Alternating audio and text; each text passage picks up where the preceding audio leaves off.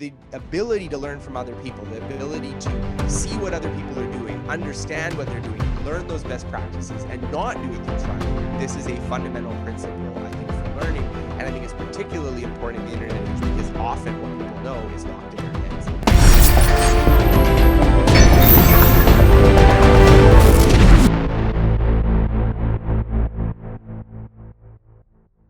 I'm here today with Scott Young. And Scott, you, sir, are a Wall Street Journal bestselling author of Ultralearning. You're a podcast host. You're a computer programmer. You're an avid reader, an avid learner.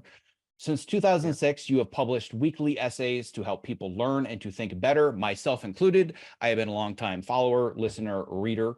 Your work has been featured in the New York Times, in Pocket, Business Insider, on the BBC, TEDx, among many other outlets. However, I noticed that you didn't have guest on the Optimize Yourself podcast on your list of accolades because you're a returning guest to the show. And I'm like, I'm going to have to earn that spot on today's interview. Yeah. But needless to say, tremendously excited to have you back. Oh, thank you so much. Major oversight. I'll have to add that to my as seen in. Yeah, you pulled me right between New York Times and TEDx. That's going to be the goal for me, right? Like someday I want to make sure it's worth it. New York Times, BBC, I'll put it right there. That's great. Exactly. No, it's great to be here. All jokes aside. Yeah. And I'm definitely going to earn that opportunity because I want to not today have an interview that summarizes your latest book that is all about how to learn pretty much anything. But I want to have a conversation about this world that we live in of massive information overload, where it's just like we're getting sprayed in the face with a fire hose 24 hours a day. Things are changing so rapidly. And I like to focus on the things that stay the same, not the things that are constantly changing. And I know that you have not only gone deep into the process of learning things, but learning how to learn things and really understanding that learning is not just a skill, but it's a meta skill. And I've yet to find any text or any resources, frankly, that were better than Ultralearning to help me understand the meta skill of learning how to learn. And as I had mentioned to you offline, I refer my students literally to this day all the time to our podcast and then to your book. This is going to be another one of those evergreen conversations that I hope 15 years from now, I can send somebody the link. They're like, oh my God, I'm so glad that you sent this to me. So that's the goal for today. Well, it's a high bar. Let's see if we reach it, hey? Yeah. So what I'm not going to do is have the entire conversation over again that we had originally. I'm going to make sure that we send people to the show notes for our original conversation about your book, Ultralearning. But if we're going to do like the 3-minute summary, so people really understand the level and depth to which you have learned how to learn complicated things, what was kind of the original pitch back in the day that people were kind of using to understand you and why you wrote Ultralearning, just to quickly get them up to speed? I mean, Ultralearning, it was a much more personal book talking about some of my personal projects. So I did this MIT challenge project, learning MIT's computer science curriculum over 12 months. I did a project with a friend. We went to 4 different countries, learning 4 different languages over a year, learned portrait drawing, quantum mechanics, all sorts of skills. And then that kind of formed the backdrop, that plus some of these other, really sort of unusual individuals who were learning things intensively. Those things form the backdrop of a book where I wanted to talk about learning. And in particular, a kind of approach to learning of this sort of like intense, self-directed learning that formed the core of Ultralearning. But I mean, my entire life, like my entire career for basically 2 decades, has been trying to research and understand how learning works, how studying works, how we can improve at skills that matter. This has been sort of my lifelong obsession. And so I have thousands of essays that are all kind of directly or indirectly touching on this topic, and you can sort of see that. That's sort of my background for writing about this. Yeah, and the way that I want to help summarize this so I can use a similar framework that I talk about with my students in my program and with this audience. I talk all the time about being a jack of all trades, but a master of one. And I feel like you are the absolute perfect example of that. Everybody says, oh, jack of all trades, master of none. You're kind of a generalist. But I believe that, especially with the direction that our economy and our world is going, that the value of generalization is skyrocketing right now. And I think you're the perfect example of somebody that's a generalist where there's so many different skills, whether it's language learning, it's illustration, it's, computer programming. I think you can give some of the details, but you would like learn the entire curriculum at MIT in like 9 months or something, if I remember correctly. 12, but I mean, 12 months. Okay. Right? But same difference, right? 12 months, but the entire curriculum at MIT in 12 months. But what I love about the way that you break it down, it's not that you're some inherently gifted genius. You've just learned how to break down the process, and you have a lot of generalized skills, but it seems to me your specialization is your ability to break down the complex into very simple steps. Yeah, I mean, for me, I think my specialization, if there is one, has been in understanding the learning process, the process of like breaking down subject skills and trying to learn them. So yeah, I would say that much more than being a master of any of the particular things that I've learned, that's the thing that I've really come back to and circle back to. So even, in writing this new book, like it was just an excuse for me to like spend 4 years just reading all the research and getting really deep into a lot of these ideas that I think, that's my comparative advantage maybe, is that I've read a lot of real dusty textbooks about how learning works, and I try to, bring it in a way that maybe people can make sense of if they're not going to read all the things that I've read. Yeah, so I would argue that while you're not necessarily a master of anything, you're a Yeah. master of mastering things, Well, right? that's Like very if kind. Yeah, hopefully. yeah, Yeah. so the reason that I bring that up, and I want to get your take on this because I think Yeah. you have a lot more background in research and information and experience than I do. Hmm. But I've been saying for I don't know at least 10 years now, and I think people are starting to Yeah. listen. I've been trying to make it very clear to people that information no longer has any value whatsoever. Where for most Mm, of recorded history, those yeah. that had access to information had the advantage. And it's always Yeah. been about the internet. Internet has become a fire hose of information. Yeah. Yeah. Blogs, content creators, people that are writing, people that are, now it's TikTok and Instagram, and just the amount of influencers and people that are putting information out into the world. I think a lot of people still have this belief that information has value. And my belief is that information has absolutely no value anymore whatsoever. And the value is in both the ability to curate it, but also Mm, to be able to use it. And I'm yeah. curious what your thoughts are on that, given that you spent way more time in this world than I have. Yeah, I mean, it's interesting. I tend to think that we live in a world where there's a lot of content. But how much of that content is, this is a genuinely useful idea, this is something that's actually going to make an impact, is an open question. I mean, um, we talk about like this is my basic feeling, is that the internet as an invention had kind of a double-edged sword effect on our ability to learn things. Because on the one hand, all of a sudden, there's Wikipedia exists. So I don't need to lug around the Encyclopedia Britannica. I don't have to go to the library and like find reference material. Wikipedia has going to have, to a first approximation, a pretty good article on any single like noun you could think of. There's going to be something on Wikipedia. Similarly, for like university course material, I don't need to enroll in MIT. MIT actually uploads a lot of their course material online for free. That was the basis of my previous challenge. If I want to download academic papers, I mean, now they have things like Sci-Hub and these other kinds of, quasi-illegal activities that you can download academic papers.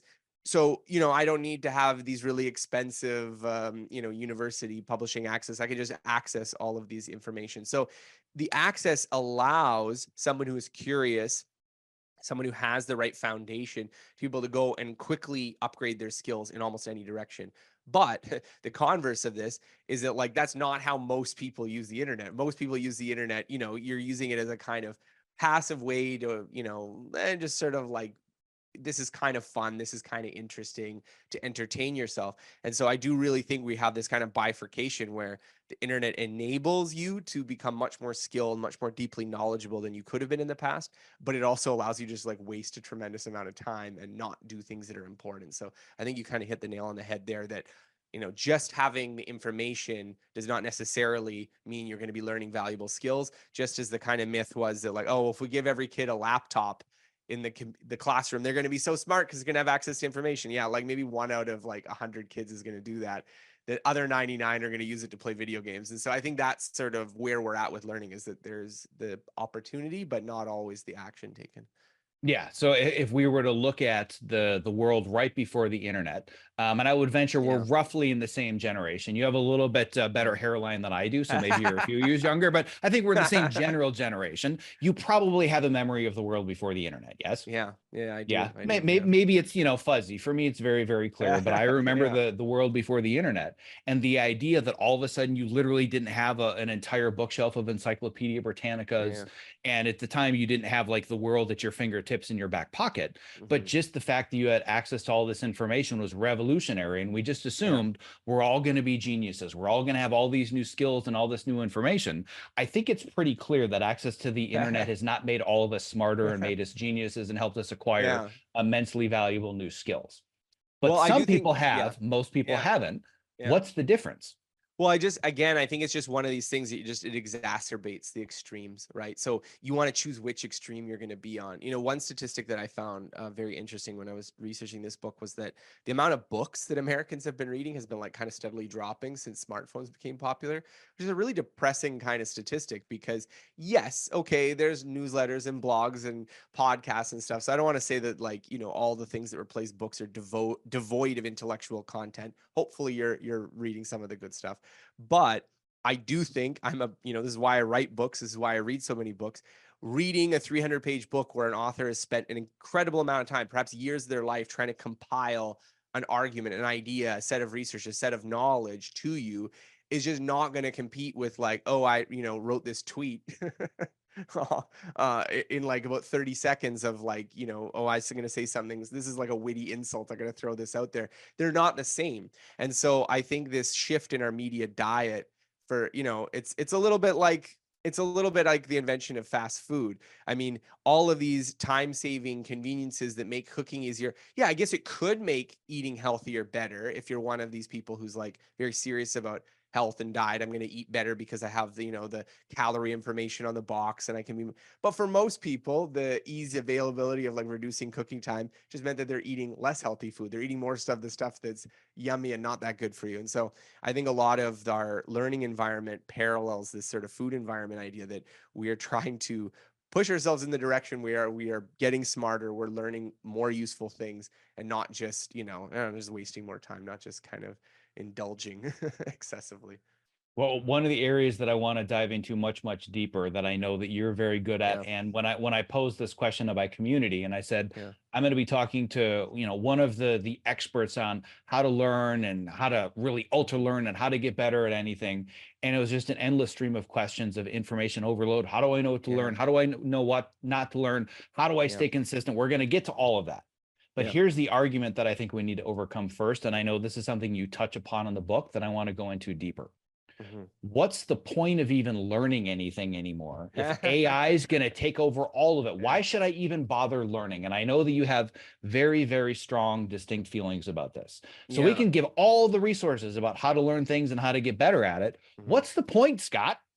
Well, I'll start off by kind of staking my position here because I think the people who are like extreme AI optimists, or maybe even some of the like doomsday people with AI, have this feeling that like the AI taking over most human tasks is imminent. I don't think that's going to happen. I think that's a mix of tech hype and a little bit of like, I think overly optimistic projections. I don't think we're about to enter a world where AI is taking over most human cognitive labor. I think that the last 70 years of AI as a field have been shown repeatedly that you get a computer to do some things. People think it's imminent that they're going to take over the rest of the tasks. And it turns out that there's a wall you hit and then you have to wait another 20 years for a breakthrough.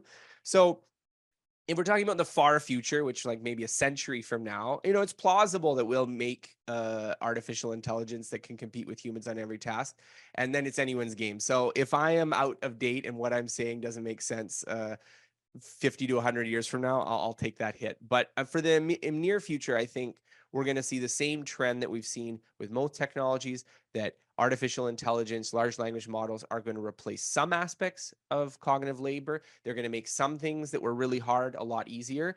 But human beings are going to adapt, and we're going to adapt to using those tools just in the same way that, once accountants had spreadsheets available and like accounting software, a lot of the stuff that was traditionally done by bookkeepers, keeping paper ledgers, don't need to do that anymore. You can do that with technology, but it didn't eliminate the need for accounting. Similarly, there's going to be a lot of professions that I think you're going to be using these tools in some way, and it's going to augment what you're doing, and it's going to maybe render some skills redundant, but it's also going to open up new skills. It's going to open up the ability to learn to use these things in new ways that complement with it. So exact predictions about where that skill transfer is going to head, I think is going to be difficult at this point. But my personal opinion is that I would be very surprised if even 20 years from now, we're in a situation where like people don't work anymore, that we have got like 80% unemployment because the machines do all the jobs. I just don't see it happening. Well, I want a link to your internet because your internet sounds like a much better place to live and read and work than the internet that I live in, which is that all creatives, everybody that does Yeah. creative work, we're all doomed. It's going to be 100% unemployment, and it's all going to happen in the next 24 months. Yeah. And a year ago, when I had been sharing the Gartner hype cycle. I'm sure that you're familiar Yeah. with Yeah. the Gartner hype cycle of technology. Most of Yeah. my Yeah. audience wasn't. And I showed them the Gartner hype cycle, and I'll make sure for those that don't know what we're talking about, I will link to it in the show notes. But I would point at the very, very peak of the first curve and say, we are here where Mhm. AI is going to change everything and revolutionize everything. It's going to take over all creative tasks. And I said, just everybody take a breath and let's give it a minute. And now that I look back on the things I talked about a little bit less than a year ago, a lot of the information now is, oh wow, the AI hype is over. And now all of a sudden we kind of see the crash and the realization coming back to reality. Hey, it has some really good uses and it's going to improve in some, but it's not going to be this be all to end all that changes the world that we thought it would, which, as I'm sure you know very well, has happened with just about every advent of every technology. Yeah. Well, I think I pay attention to this AI debate also at a little bit of a technical level too, because my interest in cognitive science and like how people think has that field has a large intertwining relationship with artificial intelligence. Like a lot of the cognitive psychology, was done by people who are also interested in artificial intelligence. Because if you can understand how human intelligence works, then you can program it into a machine and vice versa. So there's been a synergy over the last, since basically the 1950s in psychology. And so I think we see this pendulum swinging back and forth where in the early days, this kind of neural net deep learning architecture was very dismissed. There was a lot of like, well, there's all these problems with it. Marvin Minsky published this account that like basically scuttled the field for a while. And now we're seeing this resurgence that actually, if you throw tons and tons of GPUs at it and you get all this training power, there's just like absolutely gargantuan models, you can do some pretty impressive things. But I still tend to think that, well, I mean, you could do a lot of impressive things, but a lot of the like fundamental critiques about what you're going to have difficulty with, what's going to be hard, I think those critiques still hold, and we still don't have a good way of merging it. So right now, the large language models, they're really good models for maybe what human intuition does. So I think like if you think about what you're typing all LLM, it's a little bit probably similar to what you're kind of like that system one really fast thinking is like in the human brain. But it doesn't really have a good analog to like human reasoning, the problem solving that we do, the kind of step by step thinking that we do. So I tend to be more pessimistic. I tend to think that we're going to need some more technical breakthroughs to get closer to that. And so what we're going to have is these models that like they're really good at making things that have like a kind of the feel and intuitive sort of feel of it, but they have like mistakes. They have like kind of like the sort of mistakes you would make because you didn't really think through what you were doing. And so it's kind of in some ways it's the opposite of the old style computer intelligence, which was like very much logical and rule following but had no intuition or common sense. Now we're going the other direction where we have something like, oh, this looks really realistic until you look in it like, man, that guy has 7 fingers. Why does he have 7 fingers? Mm-hmm. Because no one was counting it, because that's what you would do if you were, a human being drawing, is you'd count the fingers, but they're not doing that. It's not how it works. So, I mean, I don't know. I'm a bit of an outsider to the field, so I don't want to, weight my own opinion too highly here, but I personally think just extrapolating historical trends, we're going to see the AI hype kind of, all right, it's useful for some things, but I'm definitely not an Elon Musk, like AGI is imminent kind of person. Yeah, and if you say you're an outsider to the field, then I'm an outsider to the outsider to the Yeah. outsider of the field. But you expressed a lot of the things that I've said in different Hmm. words. There are 100 different reasons that I'm not concerned about artificial intelligence Yeah. replacing every creative mind. But fundamentally, and you can tell me with Yeah. a lot more expertise than I have, but my intuition is that in order to create true artificial general intelligence, Hmm. AGI, we have to understand human intelligence, like you said. We don't Yeah. even understand human intelligence, and it's Yeah. impossible to read the label from inside the jar.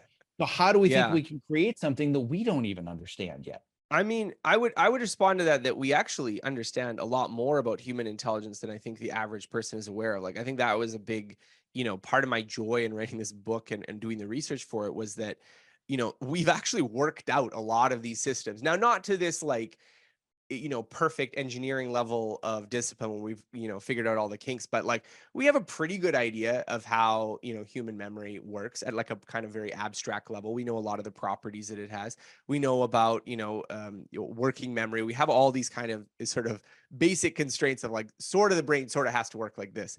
And so I think again, this idea here is that it is complicated, it is mysterious. Like, how do you seem to learn things? I mean, we all go through school and we, sort of acquire knowledge, or we go through our daily life. We learn to walk, we learn to talk, we do these things without having really any explanation for how we do those things. And so our self knowledge here is like remarkably deficient. But I do think that the science of learning has actually come up with, quite a bit of explanation, quite a bit of understanding, not to the level like we can recreate the human brain, but to a level where we have some idea of like what the components need to be, like what are the ingredients that have to happen in order for us to have something that thinks intelligently. So I tend to be a little bit more optimistic about that. But yeah, I think it's important to at least understand kind of, if you were building something intelligent. I mean, nature had the same problem when it was building us. And so, how would you have to make it? How would you have to do it? Well, we could go way, way deeper into all of that, but that's both not my area of expertise, and it's not the reason that we're Yeah, here we're to going talk outside today. of my area too. So Yeah, yeah, yeah, exactly. yeah, And that's fine. I wanted yeah, to set that as the yeah, stage because I think a very mhm, simple objection that I've heard from so many people right now is yeah, just what is the point? And I believe yeah, that there's very much a point, but I think what we learn and the way that we learn it has to change fundamentally. And I've talked a lot about how our current educational system is still today designed the way that it was designed in the late yeah, 1800s, which was preparing people for the assembly line, right? We yeah, started with the Industrial Revolution, and it was all about you're going to specialize and learn this very specific yeah, skill, this very specific craft. And I do think that where artificial intelligence creates a challenge is if you do one thing that's very predictable and very repeatable, you're in trouble. yeah. And what knowledge you learn and the order in which you learn it, I think, is what's going to make you indispensable, whether it's in creative fields or otherwise, which changes the information that we need and the way that we learn it. Yeah, I mean, definitely new technology is shifting again what skills are important. I think this is why, in ultra learning, I made such a stress about why we need self-directed learning. It's not because, well, going to a classroom is necessarily even bad. It's just because you constantly need to be retooling, you constantly need to be learning new things. And so if you're not able to guide that process in some semi-intelligent way, you're going to get really stuck, because if you're only relying on like what you learned in that course from 20 years ago, you're going to have a hard time. And so I think everyone who is succeeding, who is making progress, they find some way or another to how to learn, how to teach themselves things. And so I think that knowledge of how our own learning works, how skill development works, becomes more important in a changing environment. So the phrase that you shared here is I don't know, are you old enough to remember Pee-wee's Playhouse, or have you at Yeah, least watched yeah, it? no. Do you remember the Pee-wee magic Herman. word? Yeah, Right? yeah. Somebody says Yeah, the yeah, magic word and everybody goes yeah, crazy. yeah. Oh, yeah, Yeah, yeah. so you said the magic phrase for today, which is self-directed learning. And I Yeah, think you can maybe speak to this more than even I could, but from my yeah. perspective, I think you're a little bit of a unicorn, because the vast majority of people that I Yeah, work with, yeah. self-directed learning is like shoving hot pokers through their eyeballs. That's the problem right now. I can't get myself to do it. I Yeah, can't stay consistent. I'm yeah. overwhelmed. And here you are spending years with dusty books, learning all by yourself and writing about it. Yeah, But very much when it comes to the creative mind, it's very mhm, challenging for people that are dominantly creative to also be self-directed learners, yeah, especially with the way that we've been conditioned our entire lifetimes, that you learn in a structured environment with classes and hours yeah. and tests. And then all of a sudden you're thrown out into the world as an adult. You have none of the human skills necessary to manage continuous learning once you have that degree and you're supposed to be useful. Yeah. Well, I mean, I think that's part of it, is that we don't in school take a course on this is how learning works. Like, this is how you should be studying. This is how you should be doing things. And because we're typically in an environment where, like, the school environment, I mean, it has some things going for it, but it's very alien to how you would have to learn things outside of the school environment. So I think for a lot of people, they're not prepared for that. Like, they've never had to be like, okay, I need to learn this skill. How do I do research to figure out like what are the resources available? What's the right way to learn it? And so in some ways I kind of I really like resonate with people who are a little bit more DIY. Like, they're in positions where they have to teach themselves things, because I think there's a lot of skills involved in like, how do you find information? How do you evaluate it? How do you sort of structure the progress? How do you set up the right expectations so you know how to make progress with it? Because I think there's one thing to be like really good in the school environment where someone gives you everything and it's just like, okay, here's the rules of the game. study this and get an A on the test versus like, okay, I need to be better at my job. What should I even be learning? How should I go about it? How should I structure that project? I mean, these are skills that I think are just underdeveloped for most people. I would argue not just underdeveloped, but largely not developed at all. And this is a lesson that I learned the hard way. I would Yeah. guess he's in your circle, but you probably know or know of Eric Barker, yes? Yeah. Yeah. Yeah, so I Mhm. did a podcast with Eric Barker years ago, and we'll send a link to that. It's Mhm. actually one of the very first podcasts that I did. And the realization that I got from him was I was the valedictorian of my high school, and I graduated top, I think, 3 or 4% Yeah. University of Michigan. Mhm. And I didn't realize how underprepared I was for the world, because what the being a valedictorian and being high percentage University of Michigan showed, I'm really good at ingesting information and Mhm. in a structured way that you've put forth in front of me, Yeah. complying with your rules and meeting your demands. Yeah. Once all of a sudden I had to apply that to the real world, I was a shit show. And he even talks about the science of Yeah. success and how Uh-huh. most people that are very academically successful, they Yeah. flounder in the real world. And I was one of those people that was Yeah. vastly underprepared for the world, having all the accolades, Phi Beta Kappa, XYZ, magna cum laude. I'm like, I have no idea how to function in the world because I've Yeah. never learned the skill of learning.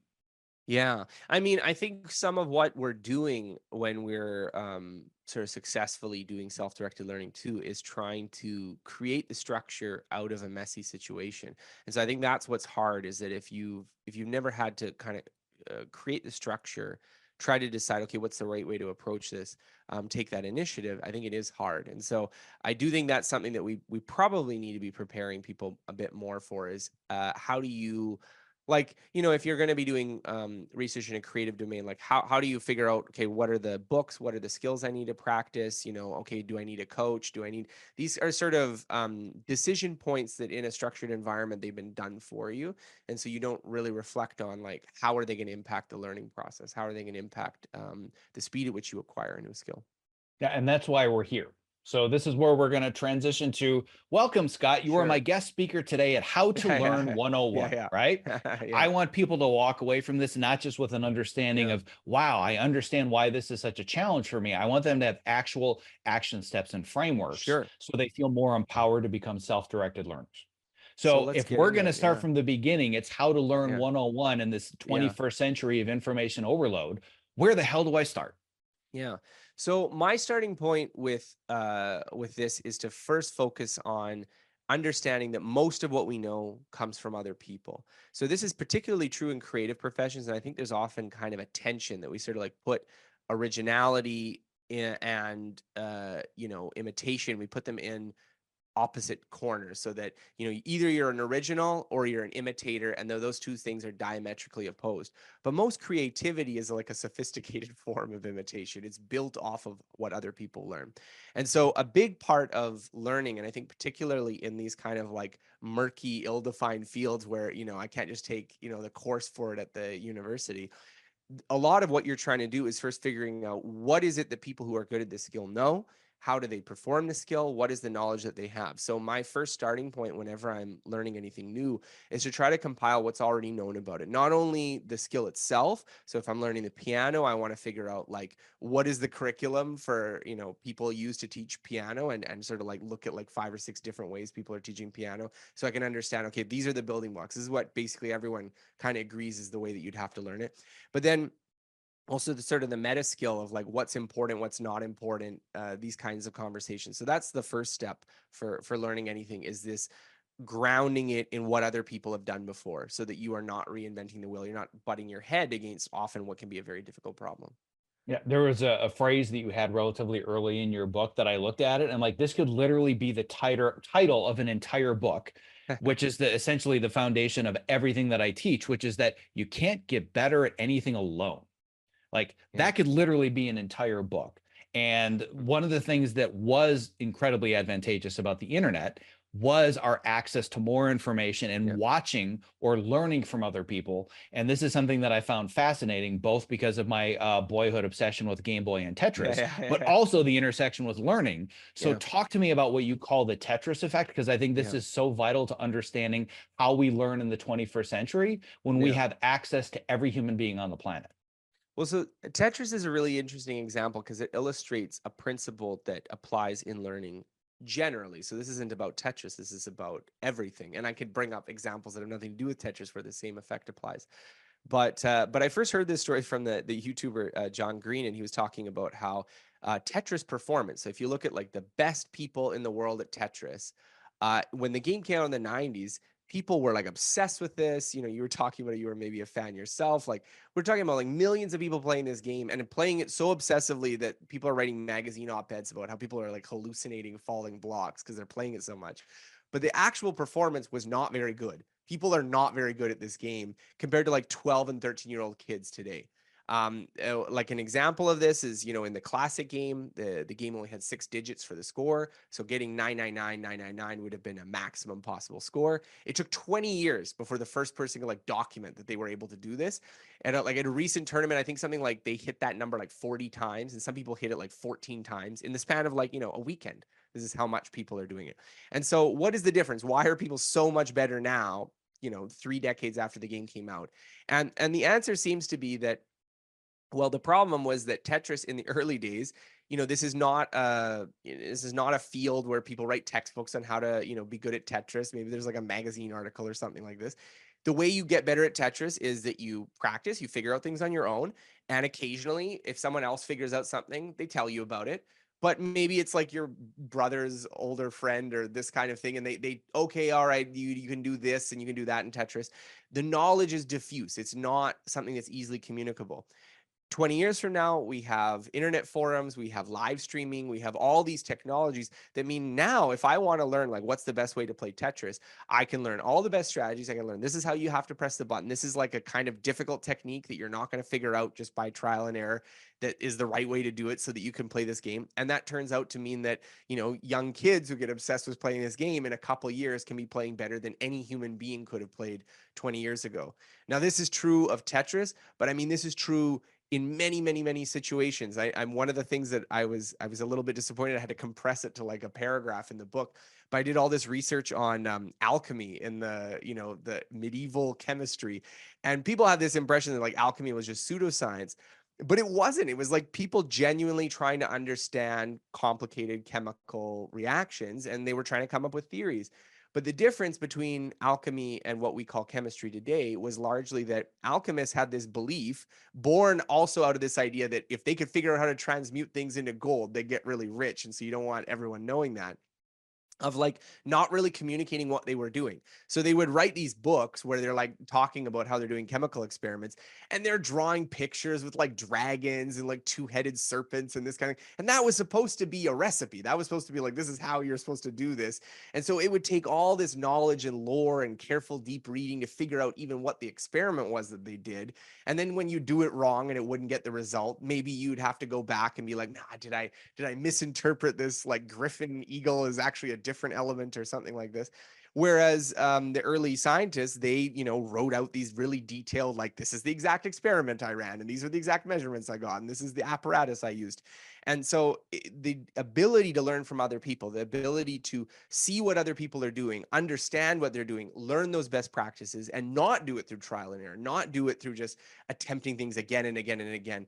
This is what allowed alchemy to become chemistry. This is what allowed the Tetris players to get really good. This is a fundamental principle, I think, for learning. And I think it's particularly important in the internet age because, yes, lots of knowledge is available, but you have to be able to learn from other people. And often what people know is locked in their heads. And so this is a big part, I think, of getting good at anything. Yeah, and I think the one of the interesting things that the internet has not, again, like you said, it's amplified. It didn't Yeah. create.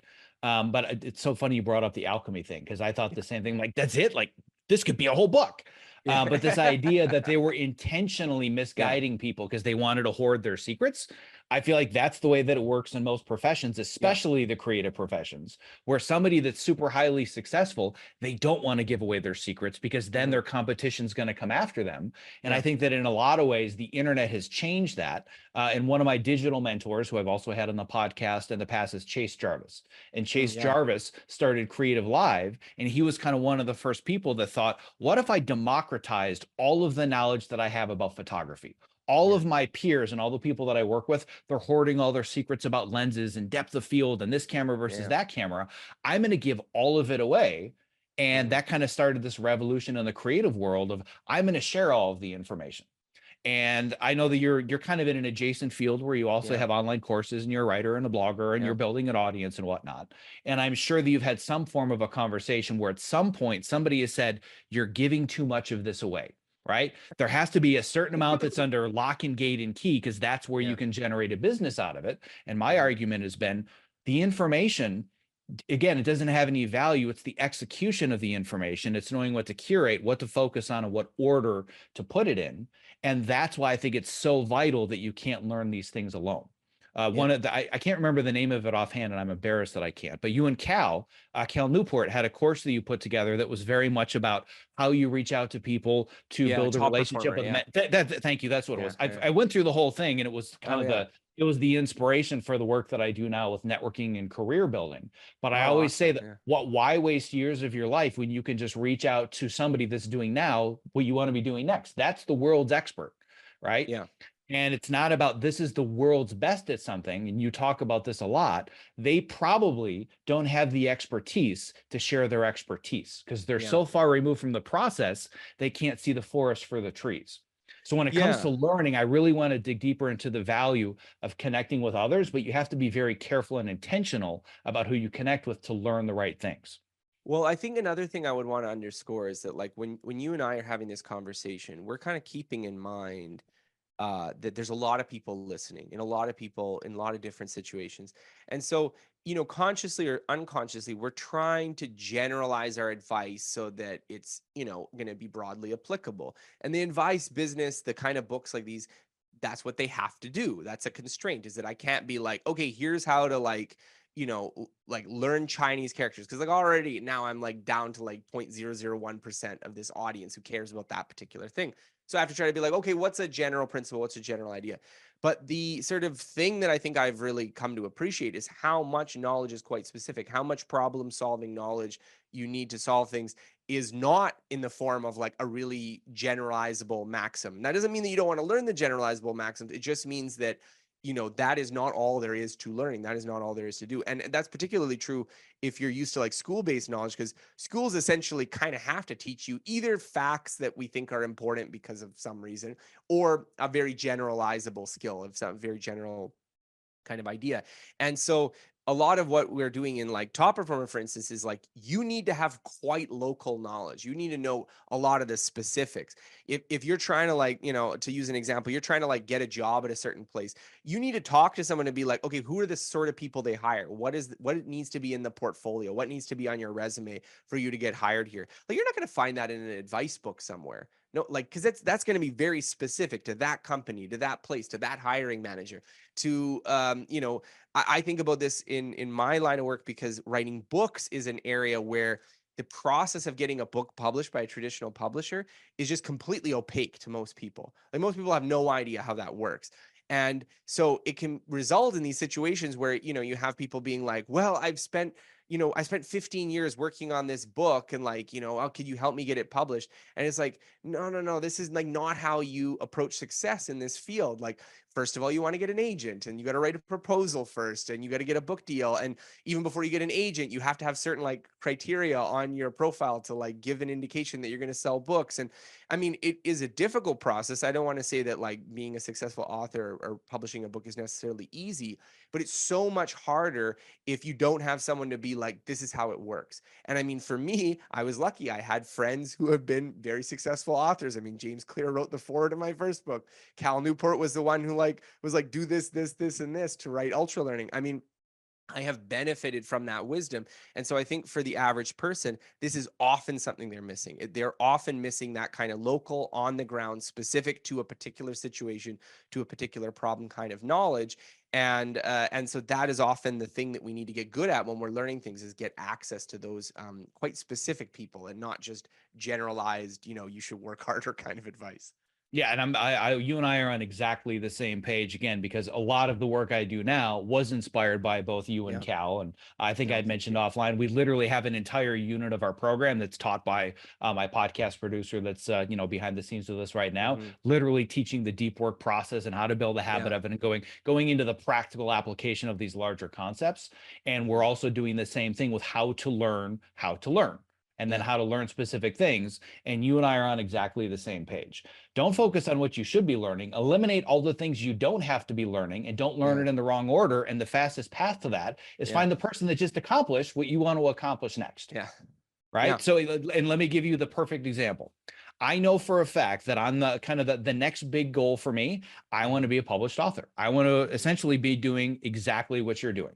Yeah. And if my choices are that I can reach out to James Clear, or I can reach out to you, or I Yeah. can reach out to Tony Robbins, or I can reach out to, somebody that's Yeah. just about to finish their first book. I should not be reaching out to James Clear to say, "Hey, Yeah. I want to sell 10 million copies of my first book. How do I do it?" Yeah. Right? He obviously can break that down with a lot more expertise than most, but Hmm. it makes a lot more sense for me to find somebody that's closer to where I am in my journey. So I don't Yeah. come to you and say, "I've already written my first draft. Can you send it to your agent?" And you're like, "Oh, dear Lord. No, no, no, no, no, no, no. This is not how Yeah. it works." So my first question, if I were going to reach out to you, would Hmm. be, just kind of break down, simplify. It's not going to be Yeah. easier, but simplify the steps so I know my order of operations, so I don't Yeah. waste 5 years of my life writing the next great American novel. And you're like, "No, Yeah. no, no. Just do this thing first." Yeah, yeah. I mean, in Top Performer, we had this lesson title, which was called so like "Don't Contact Tim Ferriss," Yeah, and it that's the was just name I to was try to, thinking of. Yes, yeah, yeah, exactly. Tim Ferriss. Well, I mean, it was because someone in one of our early cohorts was like, and I mean, I want to explain the situation because I don't think like if James Clear was like, yeah, I'll get on the phone with you and tell you how to write a book, I would definitely take that call, but. I think part of the problem was that like Tim Ferriss is like an author, investor, he has certain areas of expertise. But this person was like, like I'm an engineer at a medium-sized software company. I want to contact Tim Ferriss. And like in my head, I was sort of like, why? Like, what is the advice that you want from Tim? Like, Tim Ferriss doesn't have your job. He's not in your environment. Like, he can't give you any local advice. Like, if your thing was, I want to write, a best-selling book, I want to know how to do good like book marketing. Yeah, Tim Ferriss probably does have good advice if you could get a hold of him. But I think the mistake here is just this. I think the real generalized version of this mistake is I want to affiliate with prestigious person X. And so that's who I'm going to reach out to, irrespective of whether they're a genuine expert on the exact problem I'm facing right now. And so I think we need to avoid that tendency. I was reading an article recently that was talking about uh, just this human tendency of like wanting to just learn from prestigious people and not necessarily people who have like actual on the ground knowledge of the situation. And it was talking about an issue where people, it was some experiment where they asked people their opinion. I think of like, it was like some student activist issue at the time.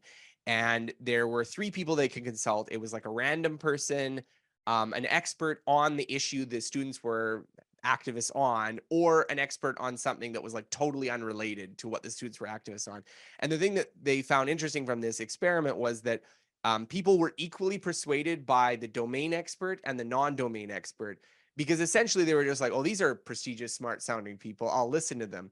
And so I think that is a bias that we have to counteract when we're looking for the kind of nuts and bolts how it's done. If you're trying to fix your car, look for a car mechanic. Don't ask Tim Ferriss just because Tim Ferriss is a smart guy. I'm sure he's a smart guy, but you got to focus on this local knowledge. And so in a lot of fields, I mean, we're talking about this at a little bit of a meta level of like, how do you navigate your career?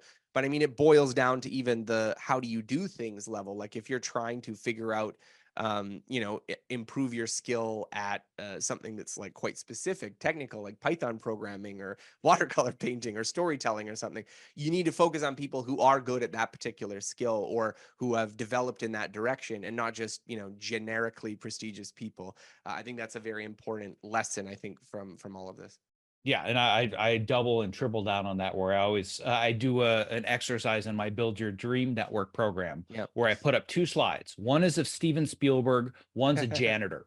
And I say, who's your expert? And of course, everybody's like, well, it's Steven Yeah, Spielberg. And I said, but if this is a janitor at a local high school and your goal is, do you want to literally get your foot in the door so you can also be a janitor at this local high school? The yeah, janitor is the world's yeah, expert on solving your problem, not yeah, Steven Spielberg, right?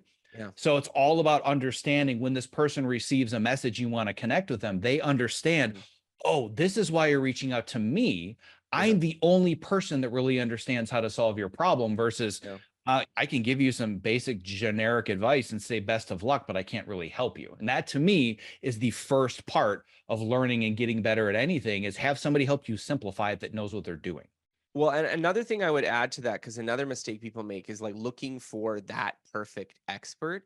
And I've heard that sometimes, like people will like, so I'm, a 35-year-old divorcee who is, vegan, and like they create this extremely specific and idiosyncratic profile for themselves. And then of course they can't find someone who's dealt with their exact problem with all of its individual complexities. And so I'm a really big fan of learning from groups, because no, you're probably not going to find someone who is in your exact same situation and they're going to tell you exactly what you need to do. But if you talk to 10 people who are sort of in your situation and you look at like the overlapping pieces of their wisdom, you're going to be able to find a map. And that's sort of, I think, what you're trying to do in this situation is you're not trying to master the skill yourself, but you're trying to figure out, how does this skill work? How does this domain work? How is it organized? And if you can sort of stitch that together with some snapshots from several people, you're going to be probably a lot better off than, trying to think of this hypothetical, sage guru who's going to tell you everything you need to do.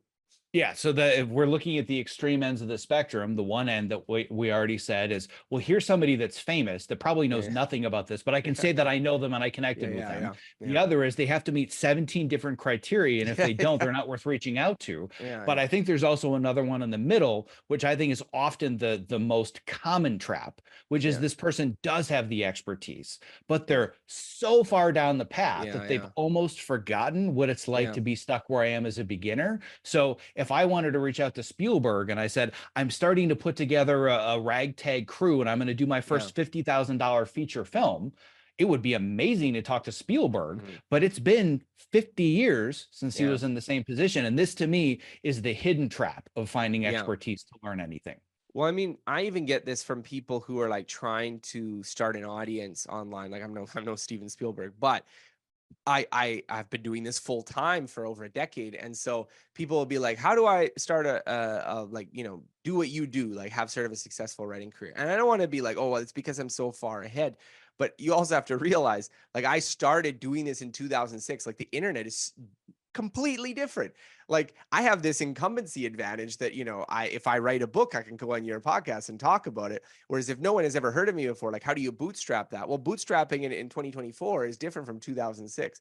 And so I think there is, especially in fast changing fields, you do really want to be like oh, well, this person became successful like fairly recently, because a lot of the things that they did to become successful are going to change over time. Especially, like in a, like if you're going into filmmaking, for instance, you're in an environment where actually you can film a lot of stuff fairly cheap. There's YouTube. There's like a lot of things that maybe could work that were just not existing when Spielberg was getting started, and I don't know when he was getting started, the 60s or something. So It like, was I the mean, early that's 70s. The things were a early little bit 70s. different in the Okay. Yeah. filmmaking Yeah. world in the early 70s, Exactly, right? right? So, and I mean, it's going to change, and so there are going to be things that stay the same, that stay constant. So I don't want to say that Steven Spielberg would be devoid of useful advice, but I do think, again, this local specific knowledge is often what you need, and you get that on the ground by talking to people, by finding people in that situation, by finding communities of people who are dealing with the same problems. That's very important. Yeah, so I want to add one more layer to this, and we're going to Yeah. go to the next step. But I want to go back to this Tim Ferriss example, because I think a lot of times what happens, and myself Yeah. included, I'm also trapped in this, is the comparison to others that are on a similar journey, right? Yeah. So I have this kind of, and I realize that it's bullshit, and I realize it's subconscious, but it's still Yeah. there. I have this tremendous amount of imposter syndrome comparing myself Mm. to a podcaster with Tim Ferriss, Yeah. because he and I totally coincidentally launched our podcast the same month of the same year. And Wow. he's Okay. now Yeah. experiencing his 10th anniversary. Well, I'm going to experience my 10th anniversary, Yeah. right? Yeah. And he talks about how he's crossed over 1 billion downloads. and I'm Wow. just about to cross Yeah. over 1 million downloads. Over Yeah. 10 years, I'm about to hit 1 million downloads, which in the podcast world is an accomplishment, Yeah. but I'm not doing what he's doing. And if I were to reach out to him and say, I'm bootstrapping my podcast, how can I be a podcaster that gets 1 billion downloads? He'd say, well, first, launch it 10 years ago. Secondly, have multiple best-selling books. And before you launch your Yeah. podcast, have an email list of 1.5 million people, right? That's not Yeah. terribly Yeah. helpful. Yeah. Yeah. I mean, I think this is also a broader meta lesson about maybe avoiding the most extreme examples of like extreme success in the first place. I mean, I think we're often drawn to like the Warren Buffett investors, the Elon Musk entrepreneurs, like the people whose success is so outsized that, you know, it's obvious like, hey, they're doing something, we want to emulate it. But sometimes that can again be misleading because you're just dealing with someone who maybe had either some advantages that you can't replicate or some just sheer luck that you can't replicate. And so I'm often, again, when I'm thinking about like, how do I succeed in this domain, I don't want to say that I would ignore those examples because sometimes someone doing something extreme does reveal something about the way they did it. But I'm also looking at, you know, what is the thing that sort of generically works? What is the thing that like, you know, people who are in the 80th percentile, not the 99.999 percentile, like what do they do to make that thing work? Because then you're sort of looking at things that like, okay, if I really got my act together and tried very hard, I might be able to make that work versus, yeah, I mean, you know, I've faced this myself. Like, I'm friends with like James Clear or Cal Newport or people who've had enormous success with books. And then you know, sort of look at what they're doing. And it's, you know, if for James Clear, for instance, it was like, okay, well, you know, launch your first book, but make sure you sell like, you know, 15,000 pre-orders in the first day, and then also go on 200 podcasts. I mean, these are things that like, okay, that's going to be maybe hard to pull off. But I think there's a lot more that you can understand from that process that like, okay, well, having an email list is important, right? So I think when we're inferring advice for things, often what we're looking for is sort of directionally what should we be doing, what are the tactics we should be using, and you know, understanding that, you know, while Tiger Woods, yes, might be doing the same things as Tiger Woods and he's going to still be a better golfer. So I think the direction is maybe more important than trying to like benchmark ourselves on an extreme example. Agreed. So what we're talking about is essentially one of the three core themes of your book, which is Yep. seeing, doing, and feedback. It's this Yep. idea of seeing how other people are doing it, asking Hmm. the right questions. So I'm going to ask you kind of one example question that's me just totally monopolizing the fact that I've got your Let's attention right do it. now, but it's for the sake of learning so people Yes. understand how to do this right versus how to do it wrong. Hmm. So let's say that we have a mentor-mentee relationship, and at this moment, you're the world's expert for me, which is that I want to learn how Okay. I want to sell a Wall Street Journal best-selling book. You've done that. You've done it recently, Okay. Yeah. and you're Yeah. not Tim Ferriss or Cal Yeah. Newport yet, right? Yeah. So the question I'm not going to ask is, what do I need to do to become a Wall Street Journal best-selling author, right? That's Yeah. not what I want to ask. A Well, actually, question you that can't. Wall Street Journal doesn't even have their list anymore, so it's actually impossible to become a Wall okay, Street good. Journal But bestseller now. but the point being if I Yeah. were to say, how do we become a New Yeah. York Times best-selling author? Right. Really broad, vast, general advice, right? Hmm. But here's an example of a question that I Yeah. would ask, and I'm literally Yeah. asking you right now. I Yeah. already understand that having a built-in audience in today's ecosystem is really Hmm. important Hmm. for you to get both an agent and get a Yeah. book proposal, knowing that there's already a built-in group of people that are interested in what you have to Yeah. say. So what Yeah. I'm interested in is there kind of a minimum benchmark so I can set a goal? Is it a matter of you have Yeah. to have an email list of 50,000 or 1 million Instagram followers, or is there kind of a minimum barrier of entry where I know if Yeah. I reach this benchmark, I can at least start setting up meetings? I mean, I don't know what that exact benchmark would be. I think the best person who would be able to give you that advice would be an agent because an agent is dealing with all sorts of people. I know when I was pitching Ultralearning, I knew I was above that threshold. I knew I was at the threshold where like I'll get a book deal if I want one. It was a question of whether I'm going to get a good book deal or a bad book deal. So it's easy to get a bad book deal as an author where they're like, okay, we're going to give you an advance. It's going to be like, you know, $5,000, and like, you know, they're just basically have an option on like, in the off chance that you turn out to be super, super successful, we'll do it. But otherwise, we're not going to do any work. And so I think that's not usually what you want to get as an author doing a book deal. So an agent will be able to help you gauge that as like, is your audience big enough? That kind of thing. But I also think it's not just about the audience. I mean, if you have a modest size audience, but you have like a killer proposal. Like this is a book that will sell. This is a book that has like a compelling premise. It is, a strong idea. You have strong writing. I mean, the problem with a lot of people who have like, blogging and they have this sort of background of like doing online stuff is that like their books aren't that good. Their proposals aren't that good. And so unless they're James Clear level famous, they're like, okay, well, even if you throw out some garbage, I know it's going to sell a million copies because you have, 20 million followers on Instagram. You're going to be facing that sort of uphill battle. So I think the second thing I will work on is like, okay, how do I write like an extremely good book proposal? I'm lucky the agent that I work with is pretty demanding for book proposals. Like she actually spends a lot of time on it. I know other people because I've seen their book proposals, and even like the book proposal that they sold versus the book, like the book proposal just seemed very half baked when it was coming out.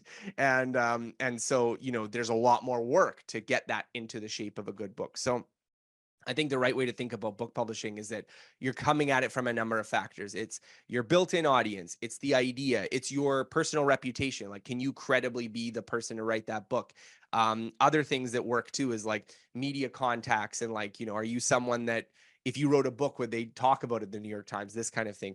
All of these things are factors that, weigh in your favor or weigh against you. The things you probably have the most control of as an author are, can you write like a really compelling proposal that like, oh, this would be a really compelling, at least in the nonfiction space, like a really compelling nonfiction book, as opposed to, all right, this is just a bunch of platitudes that you've wrapped up in a book cover.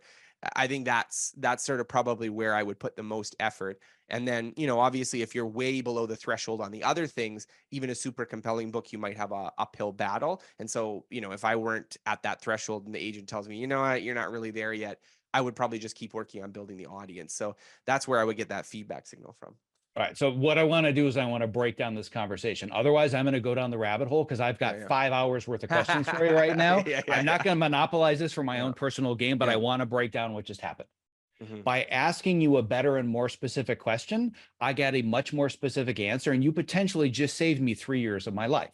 And let me give you an example. This is where it comes down to, how Yeah, do I learn the right things? If I decided I want to be an author, so I'm going to become an expert at Scrivener, and I'm yeah, going to write my first book so I can impress people, that's probably 2 years of my life that you just yeah, saved, because now I realize that's a waste of my time right now. And what I yeah, need to do is either a combination of learning the skill of writing a book proposal, so I have something good enough to get somebody's attention, or at the very least, build enough of a relationship with somebody where they'd be willing to at least connect me with their agent so I can do an yeah, exploratory phone call. yeah, Or conversely, make it very clear how the network that I built could get this out there. An example being, if I had the worst book proposal in the world and it's 200 pages of Instagram platitudes, but I said, oh, by the way, Tim Ferriss is a close friend of mine and he's going to do a 5 newsletter yeah, series on my book, they don't give a shit. yeah. Right? They're going to be like, yeah, of course we're going to give you a book deals. But now I know exactly where to put my attention, my time, and my energy Yeah. next. I mean, I do think another thing too, and a sort of a meta point, if I can reflect on my own advice giving here, which I think is potentially generalizable, is looking for those feedback points. So, like I suggested, I'm not even in the best position to know what the threshold is for what is, going to be decent book deal territory, because I knew I was over it when I did Ultralearning, maybe just a bit over it, but I don't know how much lower you could go. Like if you were to say, oh, I have a list that has 5,000 people, or I have 50,000 people, or I have 500, like I don't know where that cutoff point is exactly. And so, who does know is the agent who is going to be like decide to represent you. And so that's an example that I think is often underrated, is this sort of, you're writing a script, you send it off to people like, okay, what do you think of this script? If you're not getting any traction with that at all, you're missing some ingredient. But if you are sort of just sitting on it, you don't have that feedback signal, right? And so I was just talking to a guy who wanted to get work doing some kind of creative job. I don't know whether it was like digital design or this kind of thing. And he was sort of debating this trade-off of himself of like, do I keep working on this? Like, what should I do to go forward? And I was saying, well, the first thing I would do is start like applying for gigs, because even if you get like complete 100% rejection rate, you're at least learning something about where your skill sits relative to this spectrum.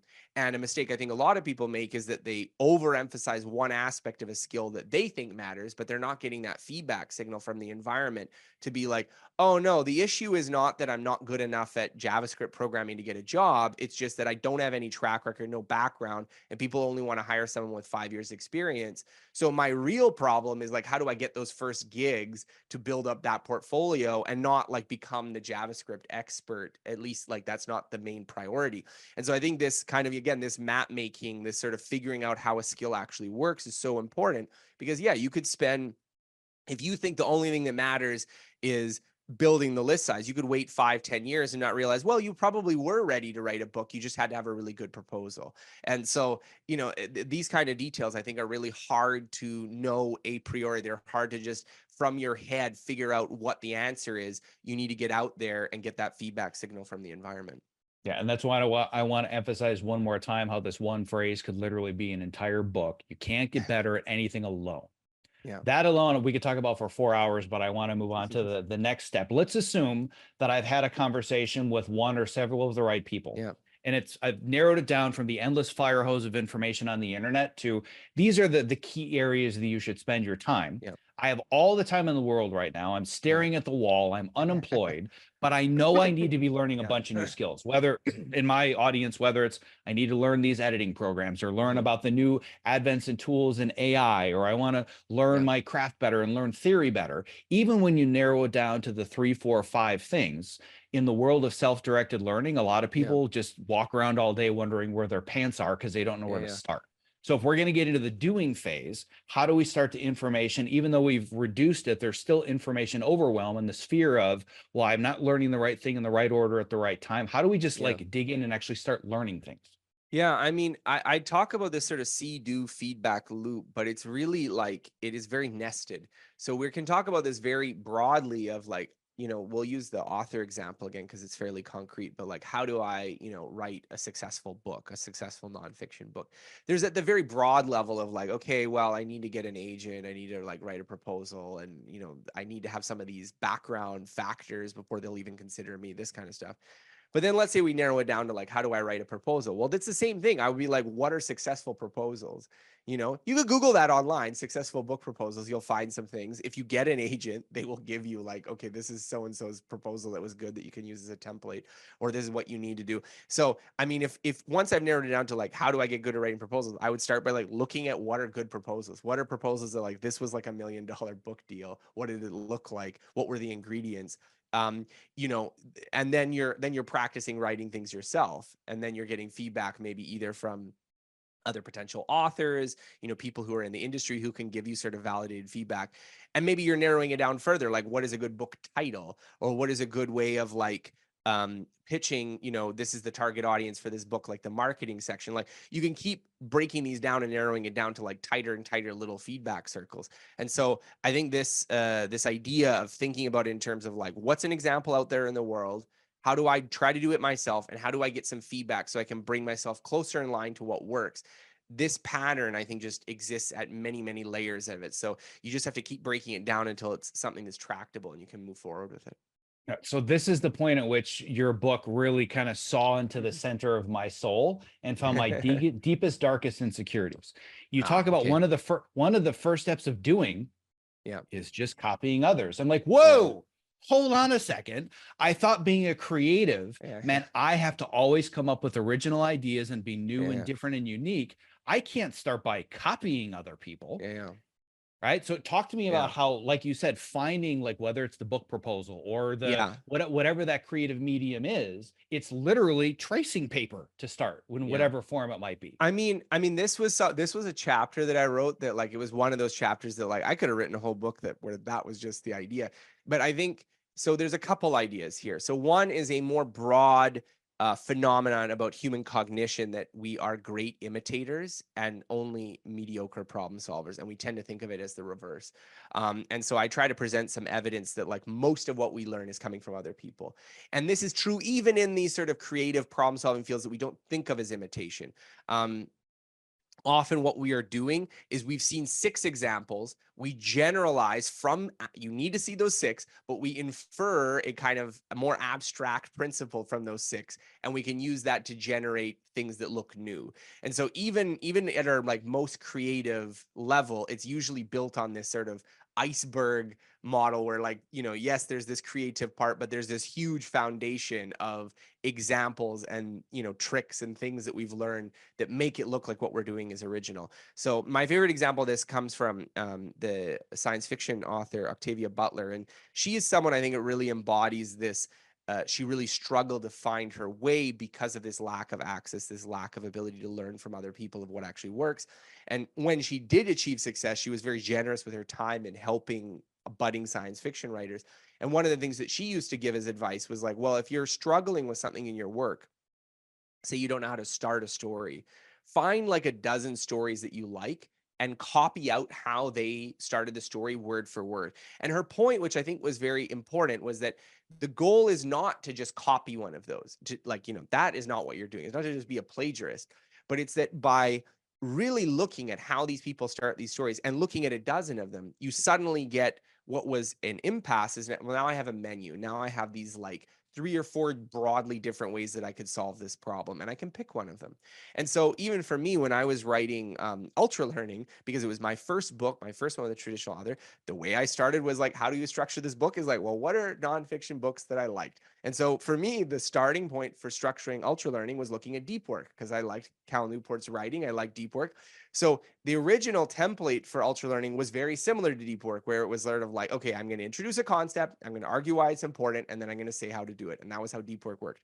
Now, the books don't actually look that similar. They're not, my book is not actually structured very much like deep work, because as I kept working on it, I realized, well, the how to do it is actually almost all of the book. Deep work, the how to do it is maybe smaller, so you need to spend more time arguing for it. But this is what I'm talking about, is that like you can end up in a very different place, a place where it's not even clear that X was an influence on Y. But if I were to just like, okay, I'm going to forget everything I know about nonfiction books and just invent a good book structure, that's very difficult to do. And the only people usually who are able to do that successfully is because they've seen so many thousands of examples. They don't even think about that they're relying on them. They're just sort of generating things spontaneously without that internal reference to the original source. Yeah, I obviously I didn't have your book to use as a reference 15 years ago, Yeah. but I was using this exact same strategy without knowing that I was using this Yeah. strategy, and it got me my career-changing opportunity. And I don't think I've ever told this story before, and I think it would be useful for the sake of Yeah. this Let's listen. conversation. Yeah. Where the big career-changing opportunity that I've shared many times is where I went from working on low-budget indie features to editing the #1 show on cable television at the time, which Mhm. was Burn Notice. I had Yeah. no TV credits. Like, if you're Yeah. talking about the skills experience gap, there is no Hmm. reason I ever should have been hired, but here's how I was able to get hired. I had worked on a project just before that stylistically was almost the same as it. And in order to develop that style and speak what I call a filmic language, you're a Hmm. master in actual speaking different Oh, languages. yeah. But I've learned how to be a chameleon with different filmic languages and different editorial styles. And I said, here's the style that I'm going for, which was very Guy Ritchie, Ocean's 11, kind of fun, Mhm. capery, split screens and cool Yeah. graphics. So I literally, and it was much different 15 years ago, but I had a stack of DVDs and I digitized all of the little pieces, the little transitions and the graphics. And I would literally, it's called overcutting, which is the same as Yeah. tracing on paper or like writing somebody's actual Yeah. words. I would overcut the exact same picture, but it forced me to realize, oh, this is a 7 frame transition. And Yeah. this keyframe goes here and this goes there. I was literally copying piece by piece.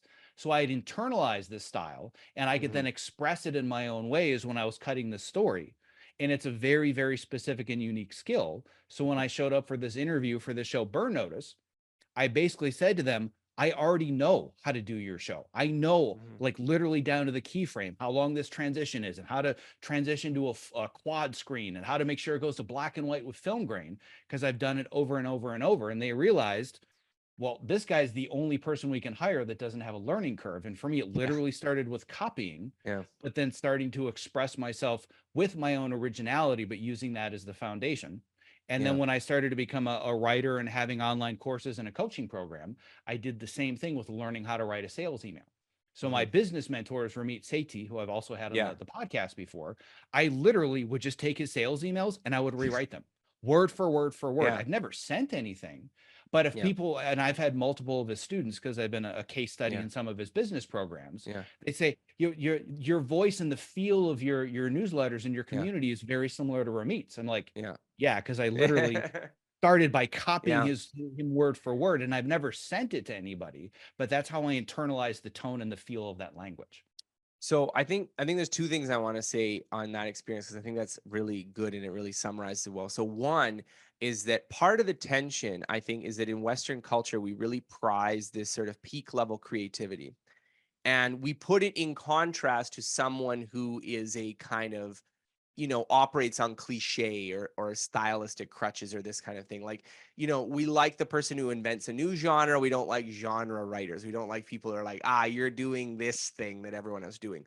And so I think this sort of at this very high level discussion is that we want to praise people who are truly original and sort of denigrate people who are just kind of making cheap copies of something. um, Part of that ignores that there is this continuum, that to get to the really original level, what you're doing is that you're getting so many examples and you're seeing the kind of the relationships, the things, the properties that they're doing, the moves that they're making in making a creative product are becoming increasingly abstract, increasingly away from the superficial stuff, that it is actually just genuinely something new, especially to someone who doesn't have that same level of training. So I think that's the first thing. And so, like, for me, for instance, like when I started writing, if you look at my original essays, they're very similar to the art, like the essays of people who I admired. So I really like, I started in 2006. I really liked Steve Pavlina. My early essays often have a Steve Pavlina kind of writing style. Now, I don't think I have a particular kind of style that's like really reminiscent of a particular author now, but that's just because I've read a lot of people. And so I've become this kind of incredible pastiche of like 15, 20, 30 different writers that I like. The other thing I would say is that you talk about a language, like a filmic language. And I think this is a more general point than maybe even you realize. Like, I think learning everything is in some sense kind of learning the language of X. Now, it's not always words, but it is the same idea that there is vocabulary, there's grammar, there's this kind of detailed, specific kind of knowledge to every skill. And so, if you take this kind of metaphor of like the way you become fluent in a language is by learning the words, seeing what other people are speaking, practicing yourself, making it fluent, getting correction, like that applies to many, many, many different skills. And so, learning the language, I think, is a really potent metaphor for understanding a lot of skills.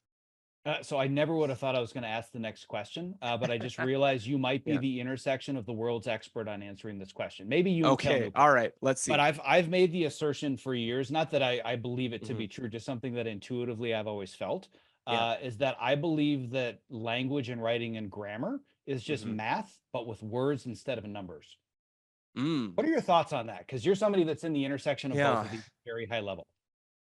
Yeah, I mean, there's definitely going to be some relationships. I think a lot of, as like I was saying, using this sort of very generalized example, a lot of languages, there is there is an overlap with this kind of how I think about languages, this sort of building blocks and stuff, and many other skills. Um, I don't know whether I would go so far as to say that language and math are the same. I do think they probably rely on somewhat different parts of the brain to do their work. So, I mean, there's people who have deficits in like the visual spatial area of their brain. And so they're going to be like very bad at math, but they're maybe like very fluent with languages. So, the question of whether they work on the same principle, I think, is a bit of an open one. I know there's some people that think that there's like a language module. And so we have like specific linguistic kind of faculties that are just different from our other skills.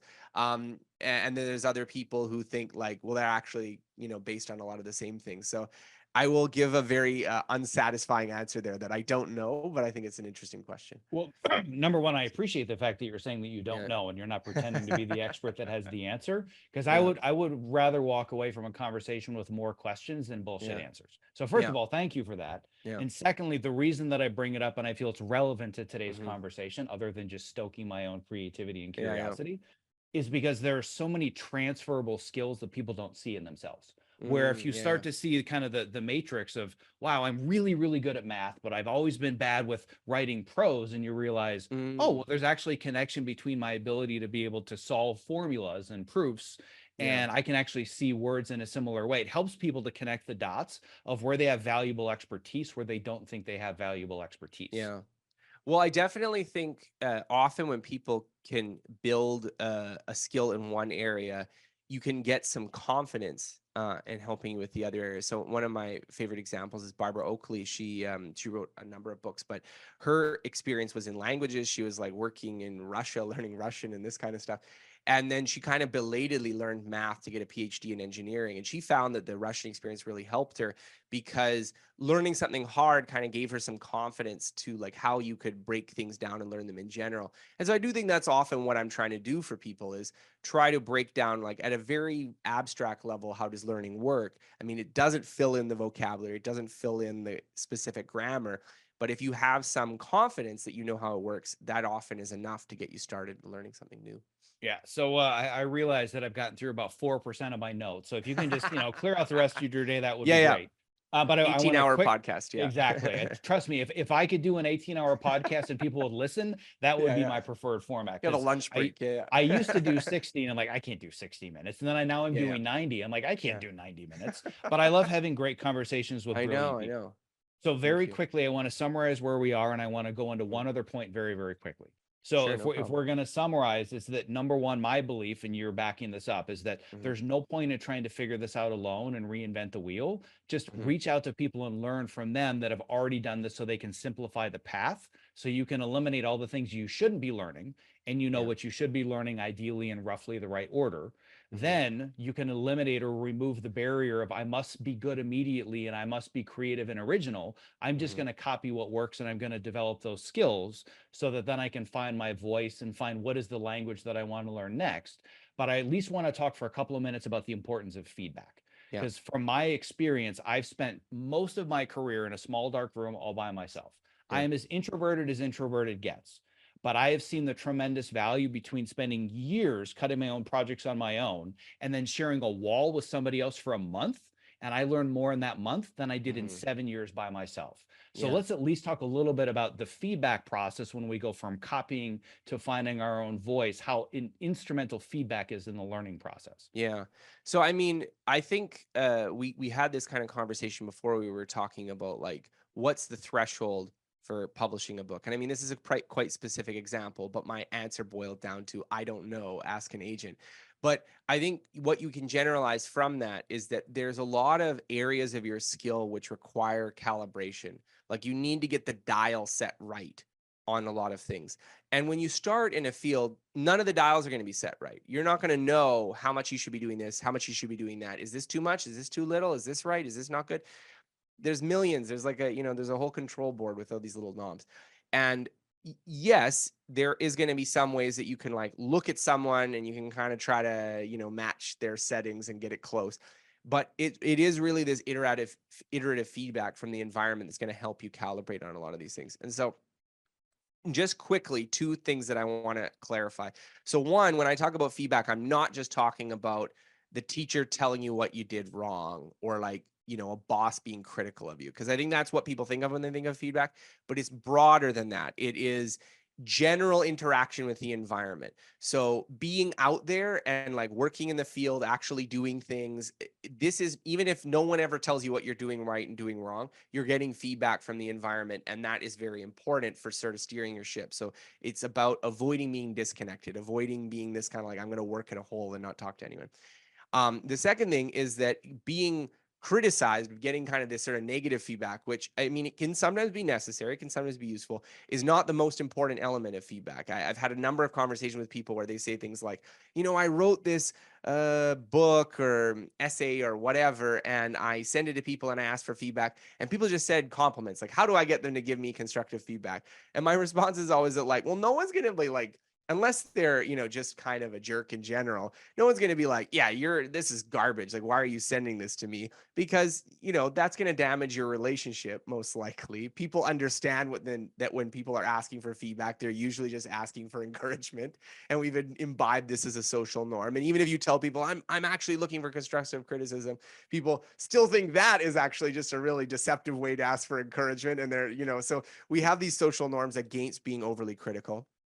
So the best way to do is to just shift away from that. If you're trying to get feedback from someone that you think could genuinely provide feedback, don't ask them to evaluate you. Ask them how they can help. So ask them, okay, if you were to improve this, what would you do to improve it? And then all of a sudden the conversation isn't about being critical. It isn't about like, oh, well, you're not at the threshold, you need to do good work, but here's something you could improve.